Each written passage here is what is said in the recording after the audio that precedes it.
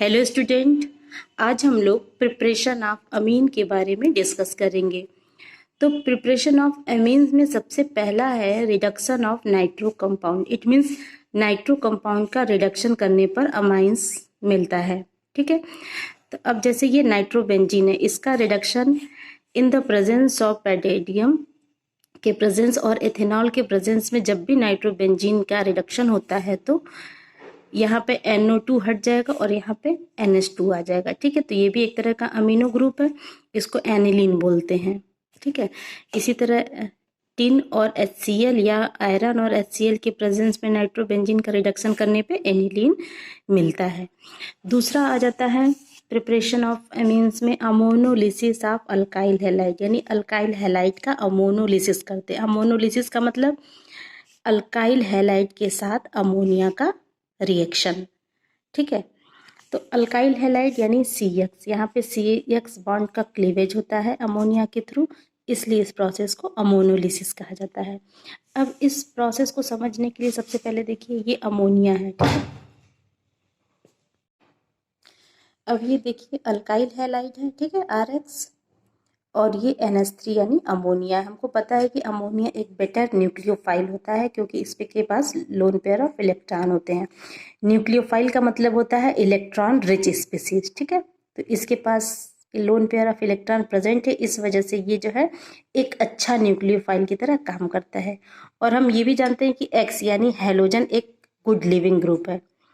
जैसे ही न्यूक्लियोफाइल, अब यहाँ पे RX है, RX में X हैलोजन है, यानी कि ये एक तो गुड लिविंग ग्रुप भी है, दूसरा इस पर ये इलेक्ट्रोनेगेटिव है, तो इस पर डेल्टा माइनस का चार्ज होता है और इस पर डेल्टा पॉजिटिव का चार्ज होता है। अब ये इलेक्ट्रॉन है, इलेक्ट्रॉन किसकी तरफ जाएगा? पॉजिटिव की तरफ जाएगा। तो ये न्यूक्लियोफाइल अल्काइल पर अटैक करेगा। ठीक है, अटैक करेगा तो ये बॉन्ड ब्रेक होगा और ये X जो है हेलोजन गुड लिविंग ग्रुप है, तो ये जो है निकल के बाहर आ जाएगा। तो जब ये बॉन्ड इस पर जाएगा तो यहाँ पे क्या हो जाएगा, ये जब गुड लिविंग ग्रुप की तरह निकलेगा तो ये बॉन्ड ब्रेक हो रहा है। अब ब्रेक होने पे ये जो बॉन्ड वाले इलेक्ट्रॉन है वो पूरा का पूरा X पे चले जाएंगे। तो इसका रिएक्शन हम इस तरह से समझते हैं, बनता है जैसे ये इस पर अटैक किया और ये बॉन्ड इस पर पूरा आ जाएगा, तो NH3 R और X। अब ये loan pair of electron R से बॉन्ड बना लिए तो N के पास जो है पॉजिटिव चार्ज आ गया और X के पास नेगेटिव चार्ज आ गया। ठीक है, तो इसको हम इस तरह से भी लिख सकते हैं R NH3 X। ठीक है, तो ये एक तरह का साल्ट बनाता है जिसको कहा जाता है सब्स्टिट्यूटेड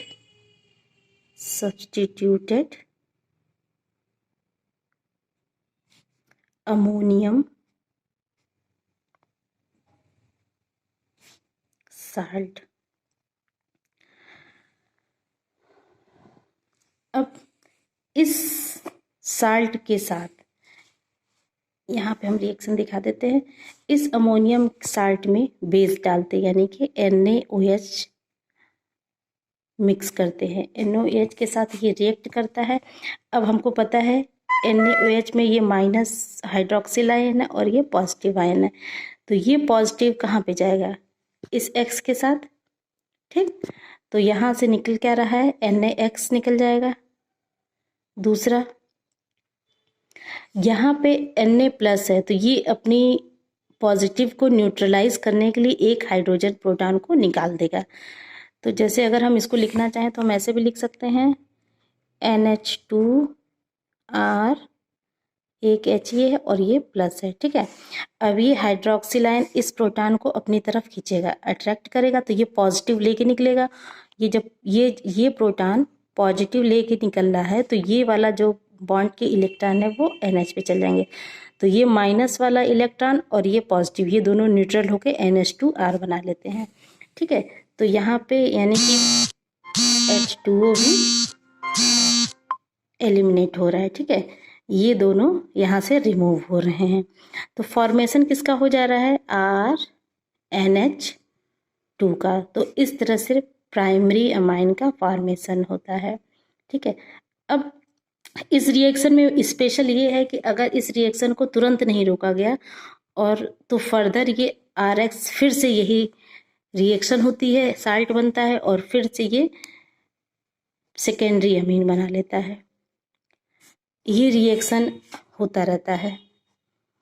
अगर इसको बीच में नहीं रोका गया तो इसमें जो है मिक्सचर बनता है, मतलब इस एमोडिलिसिस में प्राइमरी, सेकेंडरी और टर्शियरी अमीन, अगर मान लीजिए हमने एक बकेट लिया या कोई कंटेनर लिया तो उसमें हमको प्राइमरी अमीन भी मिलेगा, सेकेंडरी अमीन भी मिलेगा, टर्शियरी अमीन भी मिलेगा, इन तीनों का मिक्सचर मिल जाता है। यही एक डिसएडवांटेज है इस अमोनोलिसिस प्रिपरेशन का, ठीक है। लेकिन प्राइमरी अमीन जो होता है वो मेजर प्रोडक्ट के रूप में पाया जाता है, बल्कि बाकी जो सेकेंडरी और टर्सरी है थोड़ा कम अमाउंट में मिलता है। रिएक्टिविटी की बात यहाँ पे करते हैं तो जैसे अल्काइल हैलाइड यानी RX है, तो RX हमारा क्या है, ये X होता है, आयोडीन भी लिख सकते हैं, ब्रोमीन भी हो सकता है, क्लोरीन भी हो सकता है। तो इस अल्काइल हैलाइड की जो रिएक्टिविटी होती है सबसे ज़्यादा RI होता है, फिर उसके बाद RBr होता है, उसके बाद RCl होता है। ऐसा क्यों होता है? क्योंकि I का जो आयोडीन जो होता है वो बहुत बड़ा मॉलिक्यूल होता है, तो इसकी बॉन्ड एसोसिएशन एनर्जी बहुत कम होती है, वो जल्दी ब्रेक हो जाता है, ठीक है। तो ये हाईली रिएक्टिव होता है। उसके बाद इस ब्रोमीन होता है, फिर उसके बाद क्लोरीन, यानी alkyl iodide is greater than alkyl bromide is greater than alkyl chloride.